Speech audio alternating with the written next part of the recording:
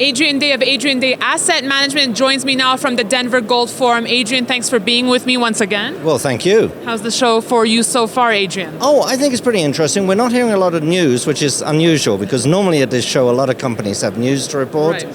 But I think we've had quite a lot of news from companies in the last few months, not all of it good. Right. And so I think there's a bit of a consolidation but there. sometimes no news is good news, right, Adrian? Sometimes no news is good news, yeah. On that note, something I heard before is that we haven't seen many mergers and acquisitions this year in the industry. Are you surprised by that? Do you think we'll see a change there?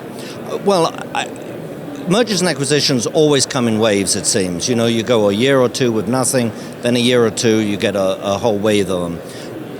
I think you've got to remember, for acquisitions in particular, there's always two sides to the deal. Right. There's someone that needs to buy and can afford to buy and wants to buy, and there's someone on the other side that has something worth buying and wants to sell.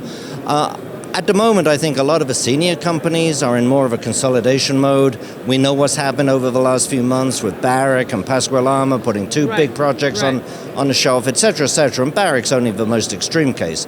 There's been others. And so I think a lot of the big companies are in a bit of a consolidation phase at the moment. They've got enough on their plate without taking something new on.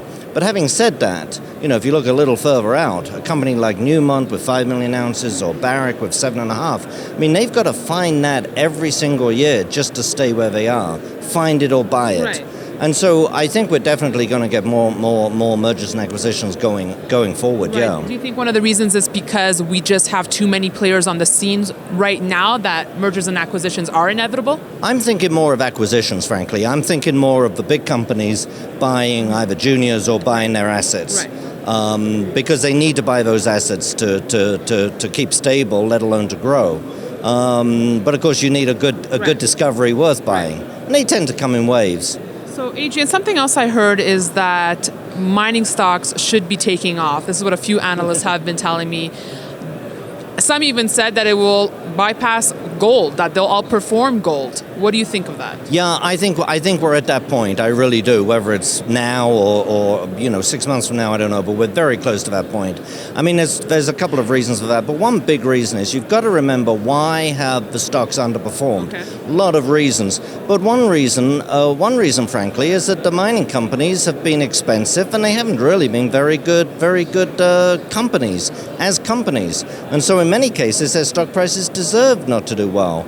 But I think now you're seeing stock prices that are so cheap, relative to the price of gold. I mean, a week ago, you looked at the XAU or the Toronto Stock Exchange, 28-year lows relative to the price of gold. You looked at gold mining, the XAU, fundamentally cheaper than the S&P. I can't remember a time when gold stocks were cheaper than the broad market. So I think you've reached that point where the gold stocks are now cheap enough that people will buy them. When you look at do I buy gold, do I buy the gold mining companies, the gold mining companies are so cheap that you just have to be looking at those. But is it just because the price is better, or is really the stage set where the management is stronger, things are just better placed right now? I think price is the first thing. But certainly the companies have definitely recognized, we've seen it in the last 6 months, they have definitely realized that they can't go on the way they have been going. They can't go on making acquisitions that are for sake of growth and no other reason, and overpay for those acquisitions and issue dilutive equity in order to pay for them. They can't go down that road anymore, and they recognize it. That's the message we've been hearing from company after company after company. Return on assets, return on equity is our key criteria.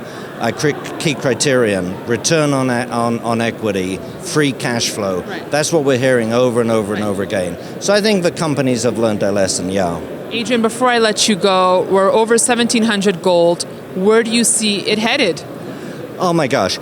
In the immediate term, we have one big risk, and that is the Fed meeting next week, I think. Right.